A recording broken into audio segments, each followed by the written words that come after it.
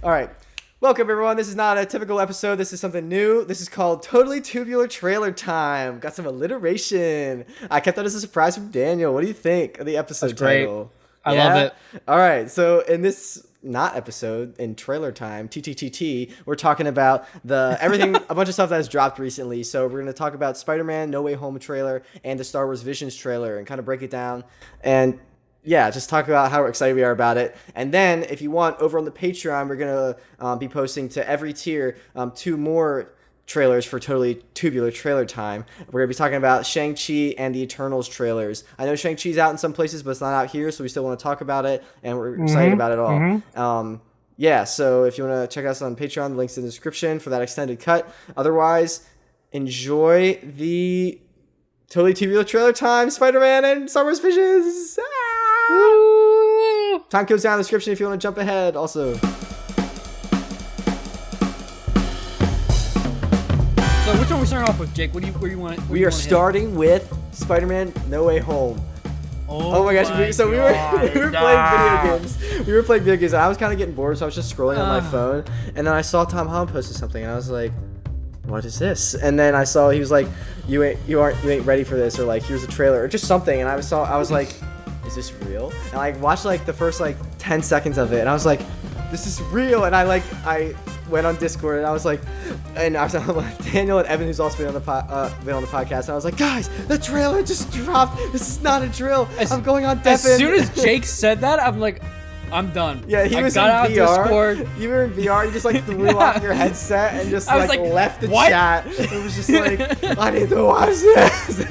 And like Evan and I were just on Deafin, just like glued watching it. I think I got off my phone and looked up on my computer actually, and then like I was the first one to finish because I started a little earlier, and I was just like dead. And I was like, I need to process everything. And then finally people started trickling back, like Evan unmuted, and then you came back pretty much at the same time, and I was like, I just came back laughing. Yeah. I was just like, so it was, oh man, dude.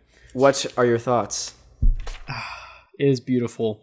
And I love how Tom Holland also said that this is just like the tip of the iceberg. So I know. There's going to be even more. And it's, man. I love how it's taking great moments from comics, like how MCU usually does, but does its unique twist to it. Yeah. Like something we've seen like in the other Spider-Man movies connected to the MCU. Is, they kind of been off on their own tangents. I mean, there's some references here and there, but this is like a big connection of 2 major things, and it's like putting them together in a really nice way. And it looks like it's what's funny? Like a couple years ago, everyone was like, Sony and Marvel like, we can't play nice, like, or Sony and Disney were like, we can't play nice, like, no Spider-Man stuff's gonna be connected to any more MCU stuff. And now Marvel's like, every MCU thing is connecting to this movie. But oh my gosh, it's funny to think about because of What If, right? So like, this is our universe. You should check out our What If episodes. Yeah. Of what if Tom Holland cried on the phone to Sony executives? Yeah. Thank you, Tom Holland. Your tears Thank you, Tom. have brought happiness to millions. Your tears have brought tears of joy to millions. That should be like a logo or something, like on a t-shirt. Speaking of t-shirts, check out the merch. Whatever it tears. Whatever it takes. Yeah, he took whatever it takes to heart. He watched that and was like, I'm gonna get this deal. But anyways, the deal has happened. We're talking about the trailer now. So I was kind of shocked at the beginning, like Spider-Man's Peter Parker, Spidey Peter boy is not really denying that he's Spider-Man. He's just like, yep, I'm Spider-Man.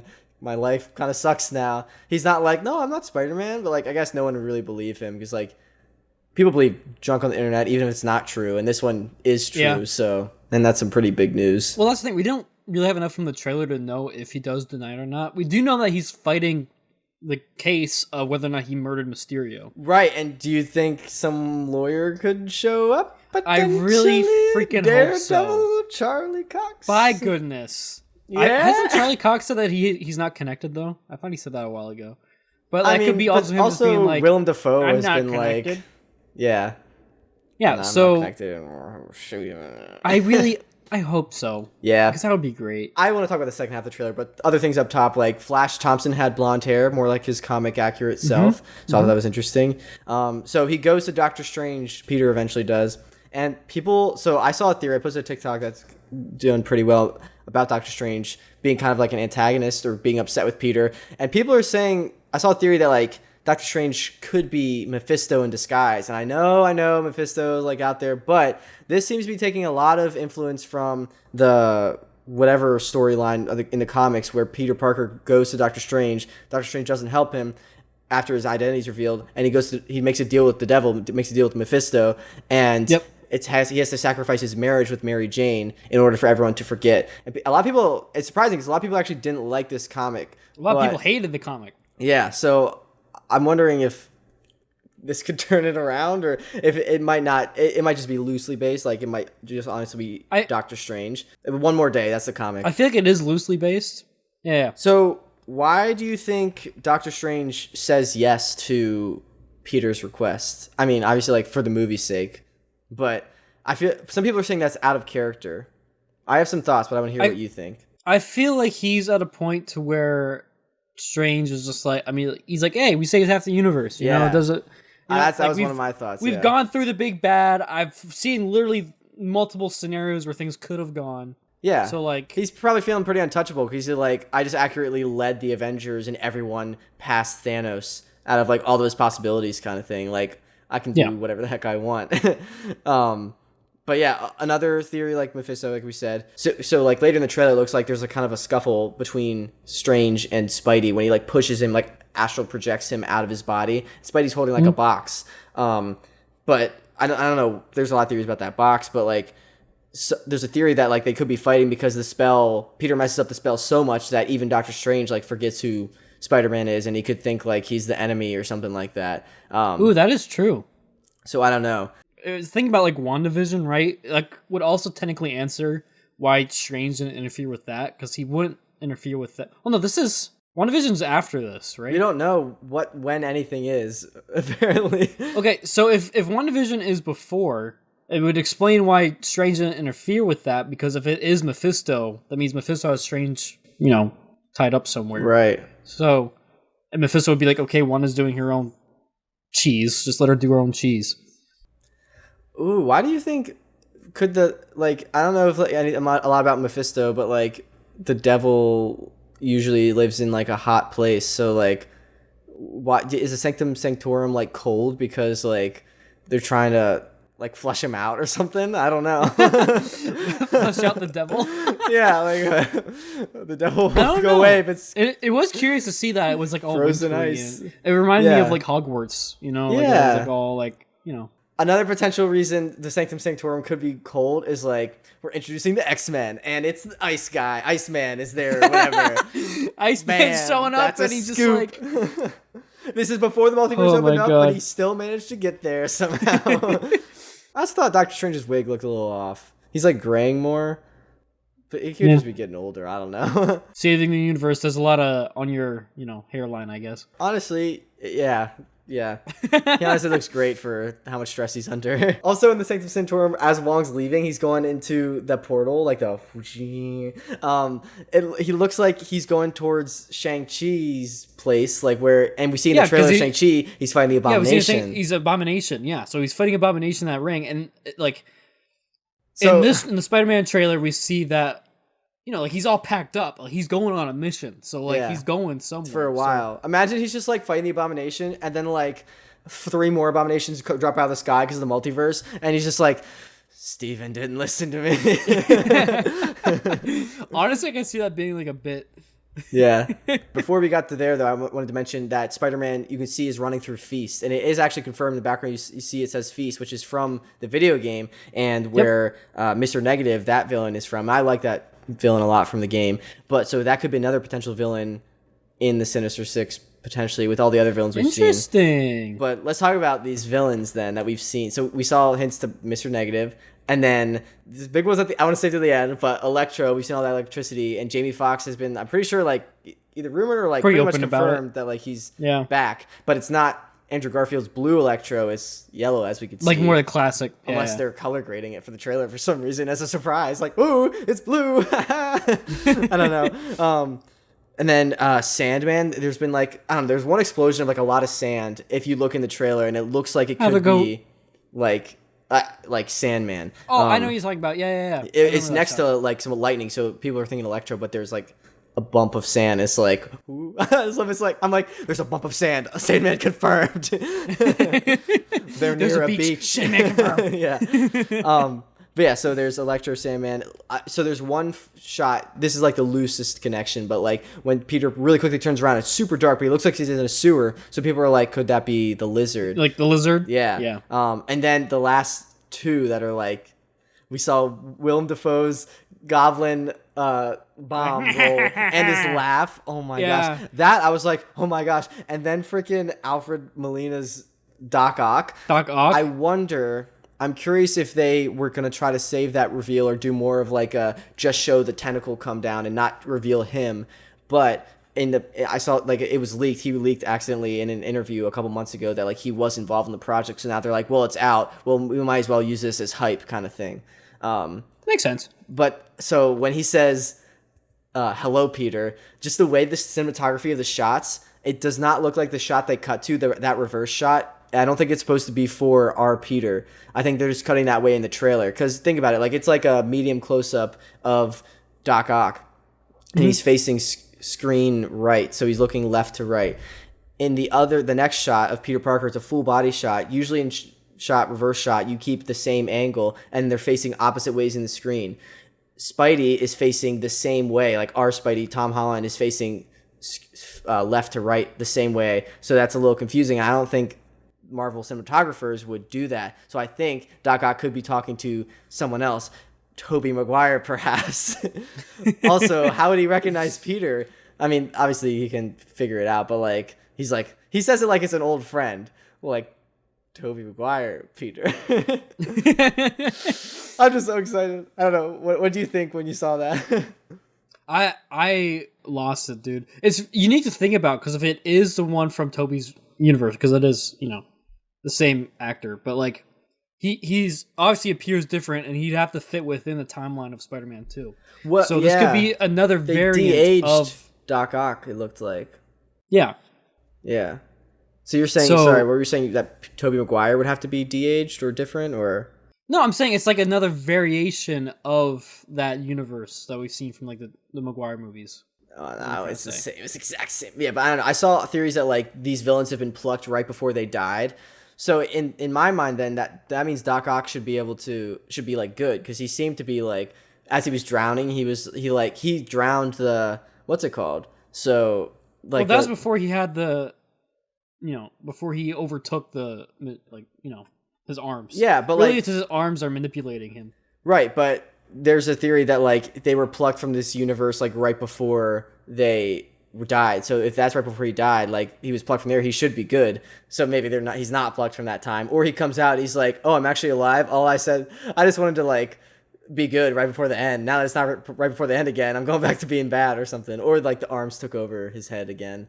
Or it could be like right before he turns good again. I'm interested to see. Like I saw a theory that like it's actually Spider-Man and Doctor Strange, when they're falling like through that like multiverse thing, it's like they got transported to like Tobey Maguire's dimension, and a couple of villains came with them from Andrew Garfield's dimension kind of thing.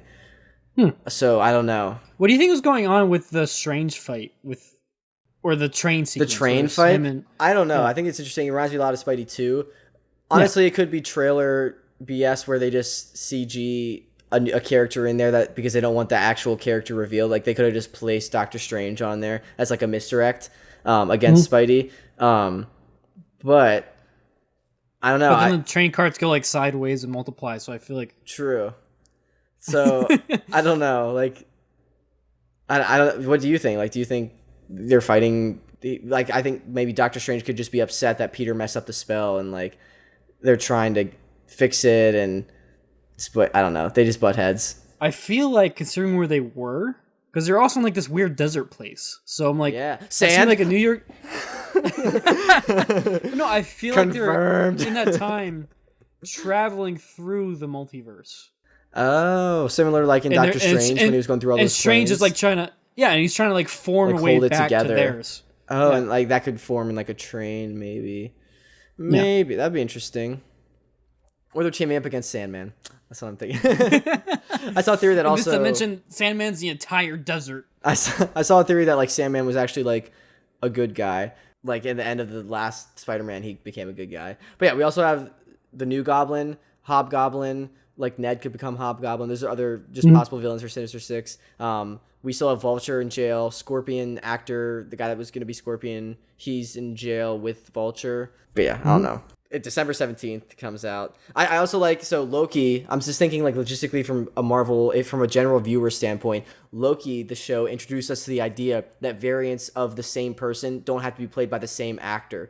That leads into, okay, so now Spider-Man, variants of Spider-Man did not have to be played by Tom Holland. They could be played by perhaps Tobey Maguire or Andrew Garfield. I don't know. That's what I wanted to talk about for Spider-Man. Oh, you want to talk about Visions? Or keep talking about Spider-Man? Yeah, I'm down to talk about Visions. I just keep on thinking about the Spidey trim. Just like, this is like, it's what we needed, honestly. Finally. Oh, also, sorry, before we move on, WandaVision's, whenever this trailer was released, what day was this released? Like 2 days ago, a couple days ago? The 23rd, something like that? Yeah. It was released on the same day that Wanda and Vision's anniversary was in the show. Yeah. So I thought that was kind of cool. Yeah. All right. Ready to talk about Star Wars Visions? Yes. So what do you know about this You know show? more about this. All right. I did a lot of research. Yeah, I'm not really that much. Like, what do you think about the trailer? That much, but the trailer and the art styles and like all the crazy stories that are coming out of this, I think it's going to be great.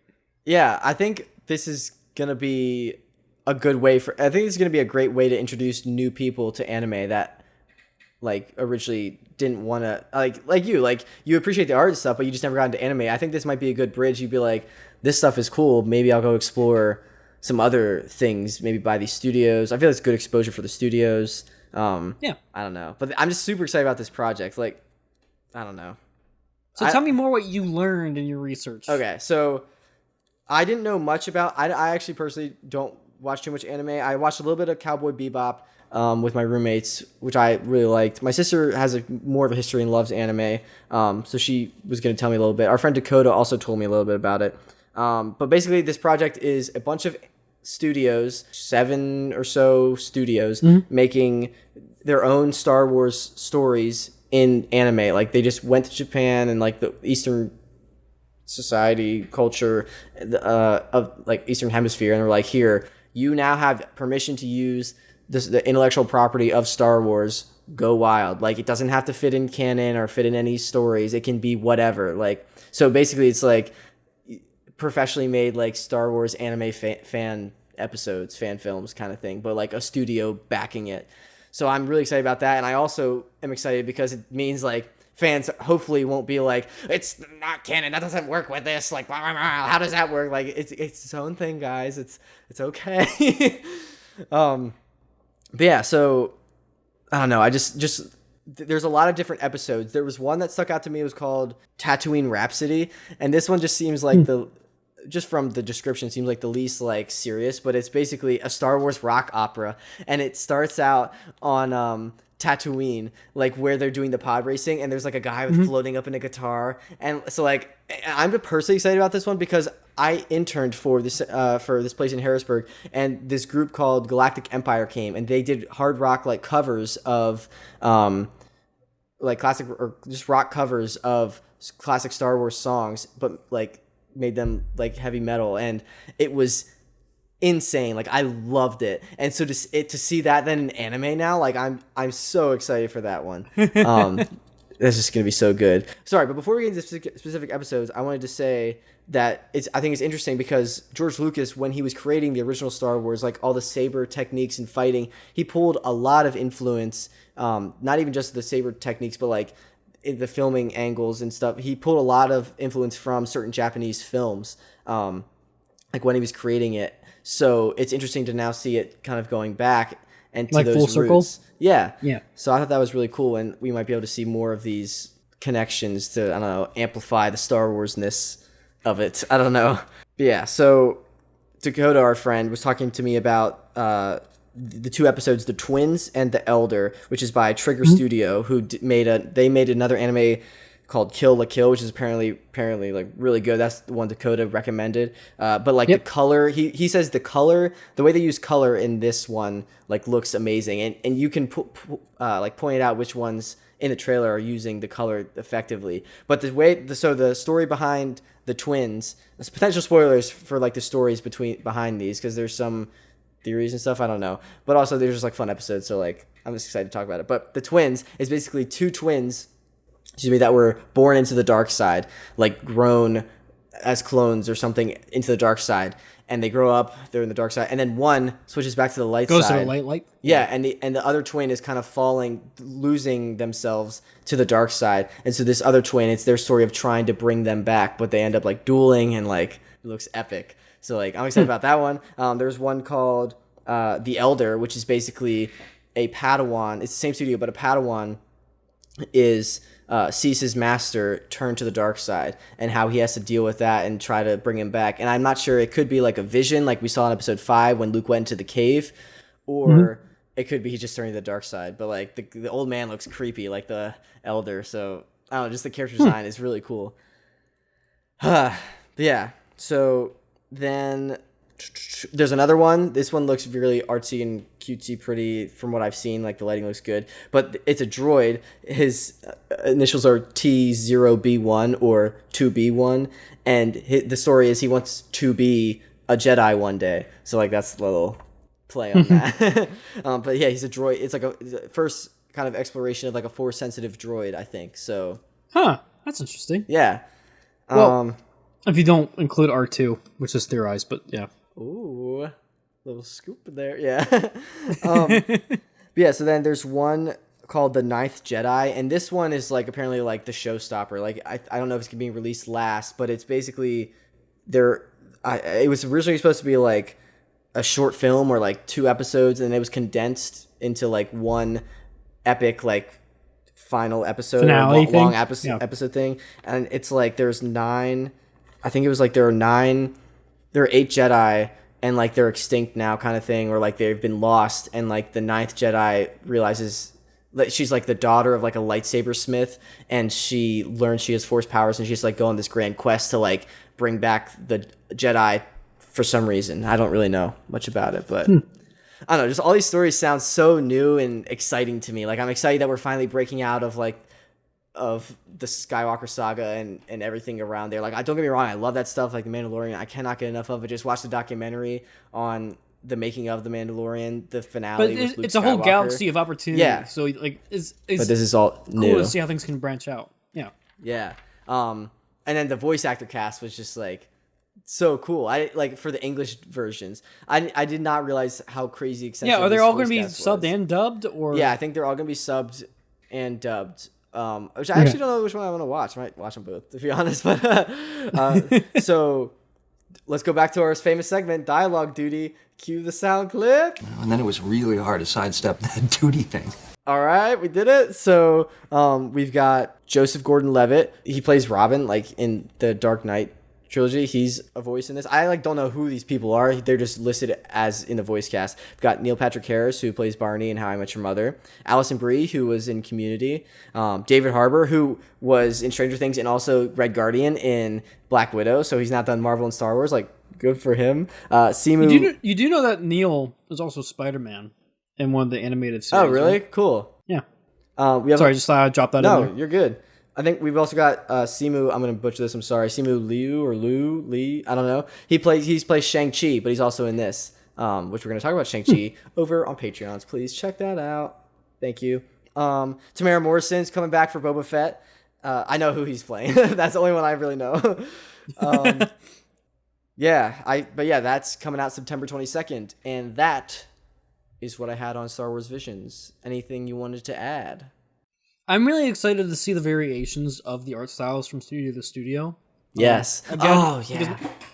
Because my degree's in animation and game art, that's where my focus is going to be. So like once these actually come out and we start talking about them, I'll have a lot of deets. Yeah. A lot of deets. Well, I love there was one also art style that I thought was interesting. It's the one that has like it's like black and white, but like the sabers and the kyber crystals are in color, and that's it. In color? Very like pencil drawn, like it looks really cool. Like the style of that one I love stuck when out they to are me a able lot. to take like natural looking like brushstrokes like that, but then overlay it in like a digital world. Because you can do so much more with that. Like you can do literal like 3D layout to like get like layered pencil drawings to have more depth, and it's just so cool being able to do stuff like that. Yeah, so that's gonna be exciting to see. I was really worried when this was announced. I was like, I hope they don't just focus on the visuals, and they also focus on obviously like the audio story. and the story. Like the story is key. And from these story outlines, if they're true, what I've heard, like it sounds really cool. And also just like the visuals, like the music was like dialed up to 11. Like it was like epic Star Wars fanfare, and then like the sounds of like the lightsabers clashing. Everything just seemed like dialed up, and I was here for it. I loved it. So it's going to be epic. I can't wait for that. We'll talk about it. So make sure subscribe, follow, all that stuff. But yeah. But yeah, so we're going to talk about the Eternals trailer and the Shang-Chi trailer over on Patreon. That's going to be our extended cut. That'll be from the lowest tier, any tier. So the lowest tier will have access to that. If you want to check that out, we'll be talking more like stuff like this over there. Yeah. Anything else you want to talk about for Totally Tubular trailer time? Not a typical episode. Hope you like this bonus episode. Are there any other trailers we're going to be talking about? I thought there was another trailer we're going to be talking about. I mean, we will, but we're going to record that after this for the... I see. Okay, then no. Daniel literally did not listen to everything I just said. Like, all right. So I'm focused on my gummies. You're good. All right. Are you... Anything else you want to talk about? Or do you want to jump into patron shout-outs? No, I think I'm good. All right. Cue Epic Star Wars music. Boosh got patron Lori, Frank, Rick, Lisa, Evan, Tony. Thank you so much for watching the tier. You can see the shout-out if you want to support us over on Patreon. Link is down in the description. You get episodes early, cool perks, and exclusive things. Like we posted something exclusive with Daniel talking about the multiverse a while ago. And now we're posting reactions to the Shang-Chi trailer and the Eternals trailer over there. Only there. So check that out. We really appreciate it. Thanks for tuning in to Totally Tubular Trailer Time. I don't know how that's going to go with the music. Hold on, we need to figure out how to close these properly. So with these new ones. Is that how we're doing it? I don't know. How do you want to close it? I don't know. How do we open it? I said, hello. I think we just jumped into Totally it. Tubular Trailer Time. Yeah, that's what we did. So I feel like that probably would be the best way to close it, I guess. All right. Goodbye. Totally Tubular. Totally Tubular Trailer Time. Goodbye.